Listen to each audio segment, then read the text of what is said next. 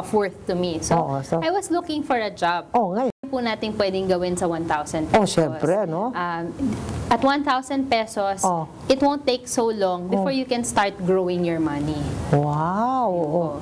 So, sige, yung isang commandment. Maganda yung commandment. Ano pang commandments? Gusto ko malaman itong mga commandments. One is beat inflation. Ano? Beat inflation. What does that mean? Ang inflation po kasi, I'm sure na-discuss nyo na po ibang times dito sa show ninyo, pero para sa viewers natin, inflation, simple lang po yan. Pag-akyat ng presyo ng mga bilihin. Ngayon. Na alam natin, tumataas yan lagi. Alam natin yun. It's a reality. Pero hindi naman tumataas yung sweldo mo. Paano yan? Oo nga po. So, yung pera natin, parang ano yan po yung ating financial life, parang dalawang kabayong tumatakbo. Okay? Paano? In our financial life, we have ourselves, tayo, our physical efforts, we can earn money. That's called active income. Okay. And then, we can also have the power of money to earn money for itself. Which is in what we call passive income or investment income. So, yung walang ginagawa yung pera pero naglumalago. Nanganganak siya ng nanganganak ng pera. So, but it's not possible if you don't save. So, now, sa ating pagpapalago ng pera, mahirap magtabi tayo ng pera, pero tinatalo naman tayo ng inflation. Ano pong ibig sabihin yan? Dati po, remember, there was Mickey Mouse money in the time of the Japanese. Dami-daming cash, dami-daming pero wala namang value. Pero walang value.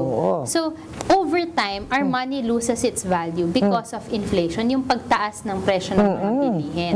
So, right now, if let's say kung sa 100 pesos nakakabili yung sa labas ng isang kape, isang baso ng kape, next year, baka kailangan mo 103 or 104 I can tell you, pesos in my life, I know na nung araw Coke 10 centavos.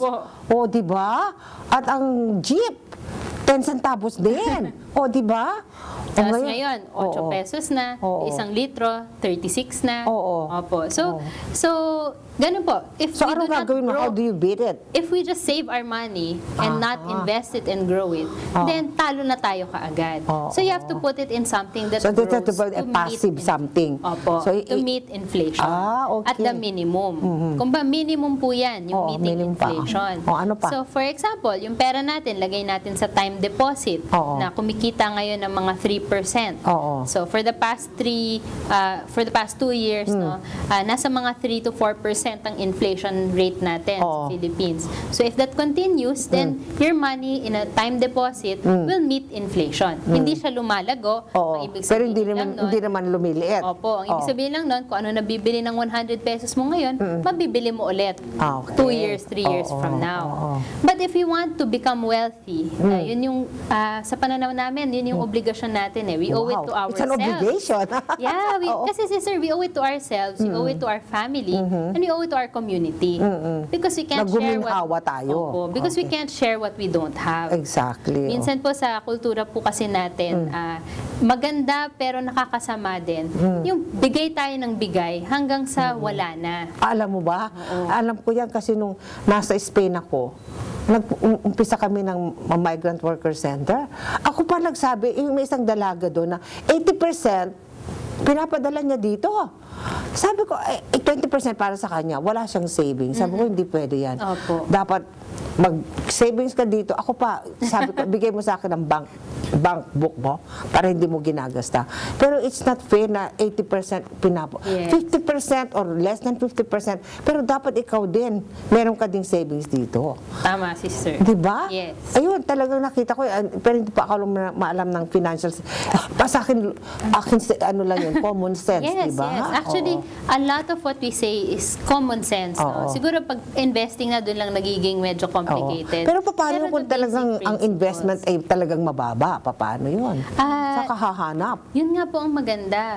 Kasi pag mababa, may opportunity.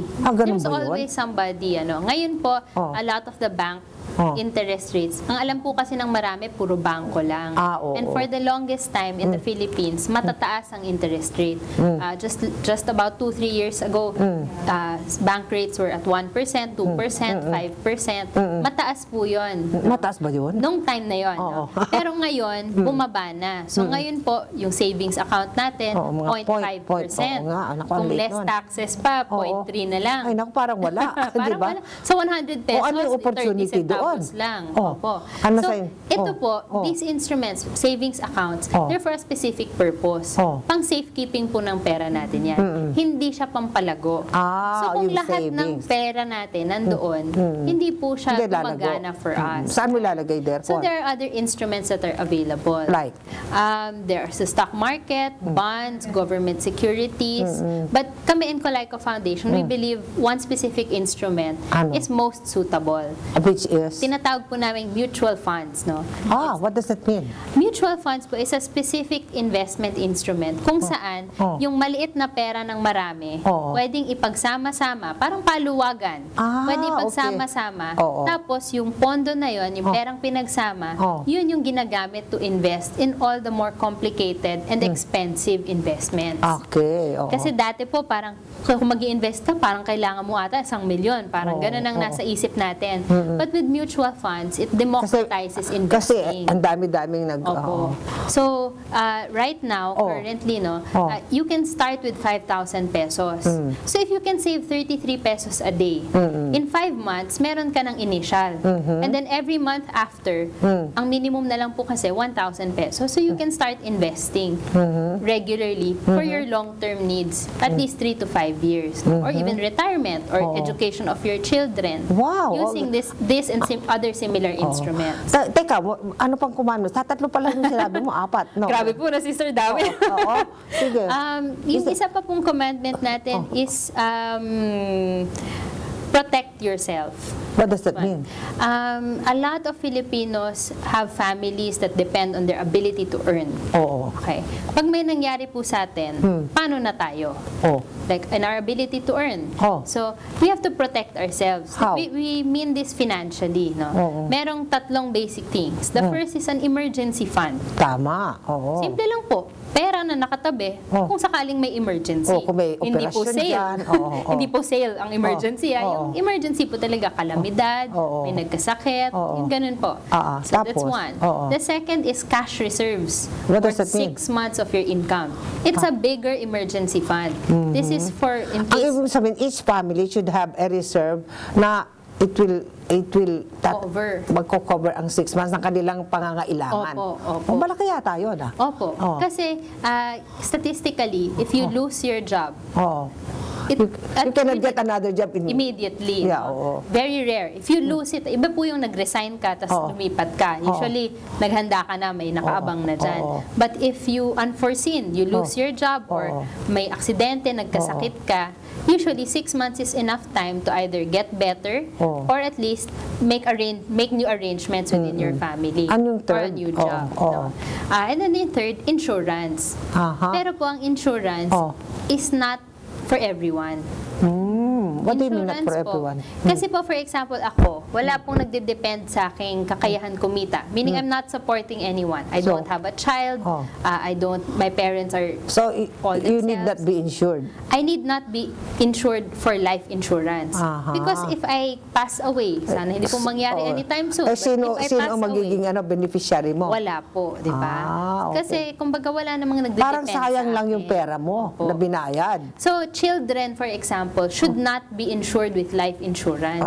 Kasi kung yung baby insured na to 10 million, parang incentive pa yun na mawala si baby. Di ba? Hindi po sana ganon. Ang mga parents. Parents should be insured. For those that, like kasi dito sa atin, minsan yung kapatid is providing for a younger sibling. You know, those kinds of persons, if somebody is dependent on your ability to earn, you should be insured. No? Generally speaking though, other kinds of insurance, like health insurance, yan po yung mga kailangan nating lahat. Kasi magkakasakit tayo. So, ibig mo sabihin, you have to have money sa salary mo. Pag-iisipan mong lahat yan. Nalalagyan mo ng pondo. So, dami-dami yata yan. Hindi isa-isa naman po yan. Hindi naman po yan sabay-sabay. May priority. The first is really protection. Kasi pag may nangyari sa'yo, saan ka huhugot? No? Definitely may mga tutulong sa atin siguro, pero may hangganan yung tulong nila. Syempre naman, they cannot forever, no? Pero kung chemotherapy na, talagang hindi mo mo kaya, di Opo, ba? may mga matatakbuhan. But at least you have some money. Hindi ka sa umpisa pa lang problemado. You have the freedom to make some adjustments. Ayun. Okay. Yung kumbaga peace of mind nga po kahit pa Teka, sabi mo nung nag-uumpisa tayo, sabi may 3 kayong something ng Colayco Foundation. Opo. Nasa books kasi tayo, sister. Sige. Ano nga yung una sinabi mo na yun? Our books, na I mentioned also our seminars, we conduct trainings for the public. Usually dito po sa Metro Manila. And ano ba yun? They have to pay for it? Yes, sister. How much ang payment nila? Depende po sa program. Our fees range from 500 to 5,000. For each participant. So, saan nyo yun ina-advertise? Right now po, we have, yung third po namin is we have media. We have different programs. Of course, yung sinasabi sa JNN. Feasibilities po dito sa JNN. Tuesdays ng 11 to 12 and then Sabado ng 11 to 1 pala. So, yung ano na yan, you have specific topics. Yes. Puro pera din po ang pinag-uusapan. Pero ganito, kung yung 10 commandments mo, sa ganitong first 2 commandments or ganon. Well, we finished already that episode. No? We have other programs on other networks na tackling more seriously kung ano yung mga financial literacy. For that po, baka pwedeng silang pumunta sa website. Pero yung inyong seminars, are there different kinds of seminars? Yes po. We have basics of personal finance called Peaceabilities. We also have something, variants of our Peaceabilities na pang retirees or yung mga naghahanda for retirement, for parents. We also, during the summer, we also have the Money for Kids workshop. For saving sa mga kids. Po, ang cute naman. Tinuturuan po namin. Saya po yung na yun, maingay at naglalaro-laro yung mga bata. Ayun. And then we also have the Pera Palaguin workshop. Ito po, ang difference po niya is talagang gagawa po tayo ng plano. Yung your personal plan to be wealthy or to fix your finances. So one-on-one yun? It's a small group. Pero meron muna sigurong general principles, tapos iisa-isahin mo sila. Opo. We also provide that service. No? Hindi po kami investment consultant or financial consultant. Hindi? But we provide the service of helping you set your financial plan and then identifying what instruments match you if you want to get into that. Pero wala po kasi kaming binibenta na kahit anong investment or financial product. Pero wala kayong connection to any? Meron naman po. Pero kasi you cannot recommend, you can recommend naman siguro. Wala po kaming, kumbaga wala kaming nakukuha sa kanila kung mag-recommend. But you can recommend na ito magaling ito kasi ito hindi ito dangerous. Kumbaga, legitimate, definitely hindi scam. Yung kahit papano may good performance record. At least alam niyo yung mga listahan ng mga investment na So we can help naman guide on that end. Pero itong mga seminars na to, you are actually initiating them. Pero halimbawa, may isang institution na gusto nila na magbigay kayo ng seminar sa kanilang mga teachers or mga staff. Yes, definitely po. We can be invited to conduct. Our programs kasi range from basics of personal finance hanggang pag-ahon sa utang. Pero magkano naman ang honorarium nyo? Baka hindi namin kaya. Depende po. We have socialized pricing. Very good. So for schools, we have special programs. But for companies, siguro nga. Iba naman po yung pricing naman po. Kasi gusto ko talaga na yung ma-win ang mga workers natin from this utang mentality, di ba? And you are able to do that. Yes, but we definitely, it's a change that has to happen individually. Hindi po tayo nalubog sa utang sa isang araw. So it takes a while. It takes a while and a firm commitment to really take a hold of your personal finances. Ay, naku, ang galing-galing talaga. Naku, I'm already thinking of how yung maka-organize tayo ng mga, I mean, we get women together and then we invite you to go and talk to them. Diba? Alam mo, pera ito, pero hindi naman talaga, hindi naman masama ang pera talaga. Hindi po. Diba? Hindi po I mean, that's the one that gives you ginhawa, that makes you But it's only a tool. Yun po. It's a tool. Wag mong gagawing Diyos, no? Basta wag mong gagawing Diyos, it's a bad master, sabi nga nila. But it's a good servant. Diba? Tama, ganda na, sister. Okay, so thank you so much, Marami akong natutunan din. May mga commandments lang, dapat isulat. Nasaan yung mga commandments dito? Nasa first book po natin, Wealth Within Your Reach. Ito po. Dito. Nandito yung mga 10 commandments. Yes. Nakakatuwa naman. May mahaba po yan, pati financial life stages. Nandiyan na. So thank you so much. I'm sure yung ating mga audience, marami nang natutuwa.